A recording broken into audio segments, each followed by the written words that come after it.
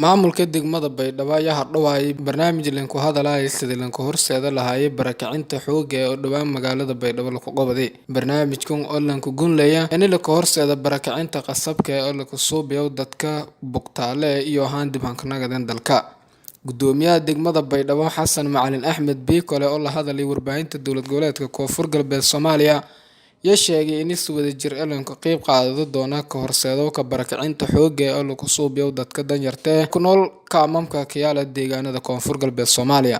Waa ko gudoomiyaha oo arrimogaasi waxaana kala ku hadalow. Waxaan fadhiyaa xafiiskayga shirkay jiraayad wuxuu ku saabsan yahay sidii maxaa la yiraahdaa loo dhaqangelin lahaa barakacayaasha magaalada Baydhabo ku nool oo maxaa la yiraahdaa dadka barakacinta ku sameynay oo doona inay maxaa la yiraahdaa ay ka ijaartaan meesha ay degaan ka bacdana maxaa la yiraahdaa ka guura. Arrintaas waa arrin maxaa la yiraahdaa foorxumo ah oo humanitarian-kan u fiicnayn oo UN-kan u aqbalayn hay'adda maxaa la yiraahdaa hawsha waddo oo IMO maxaa la yiraahdaa ogolayn oo dawladdeedan ogolayn marka waxa loo baahan yahay in maxaa la yiraahdaa dadka barakacinta lagu sameeyay aan aqbalayn ma ogolaanayn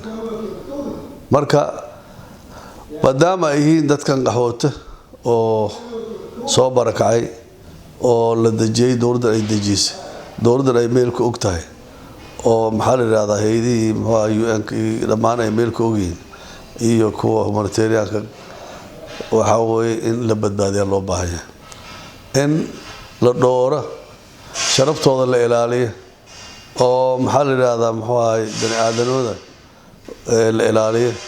wax ka baxsan waxaan u aragnaa qalad iyo taxadiid iyo gardara sida ma yeelayna ma aqbalayna dawlad baan nahay ilaahay dawlad ah waxa loo baahan yahay dadka ilaa ma ay meel la dajiye oo dawladda ay u hesho xal ay u hesho degaan oo khaas u ah waxa la rabaa in qofna la dhihi karayna ka guuranta waa qalad waxyaalaha adduunka u diiday way caalamka u diiday way oo hay'adaha oo ku shughul leh UN-ka ay aqbalayno way dawladana laga rabo inay dadka ay badbaadiso oo ay ka dhicisa wixii qalday ujeedada waxa weeye roolka ay ku leedahay degmada maadaama ay tahay Baydhabo oo maamulkeedana maxaa la yiraahdaa u dhisan yahay oo madaxdeena ay joogto oo haddana gaaraan caasimada ku meel gaarka ay tahay Baydhabo dawladda Koonfur Galbeed oo madaxweynuhu fadhiyo guriga wasiirada ay joogaan barnaamijka uu fadhiyo oo ay fadhiyaan ciidamada AMISOM ciidamada qaranka waxa weeye in la dayaco dadka intaas oo joogaan in maxaa lagu ciyaaro ma rabno qaxootiga dadka qaxootiga ah waa horeen u sheegay cidda ma barakicin karta cidda isku daydana waxa weeye waxaan ku amaraynaa booliiska in maxaa la yiraahdaa tilaabo laga qaado tilaabo sharci laga qaado waa laga maarmaan way dawladdu dhul bay raadisay dhul bay bixisay ilaa 2,000 meel baa la dajiyay nin walba meel baa loo abiray waa la dajiyay dhammaantooda saasay noqon doonaan waxa loo sameeyay dhul xaafad ay noqon doonaan nabadooda ay dhaqan doonaan haddii Ilaahay yiraahdo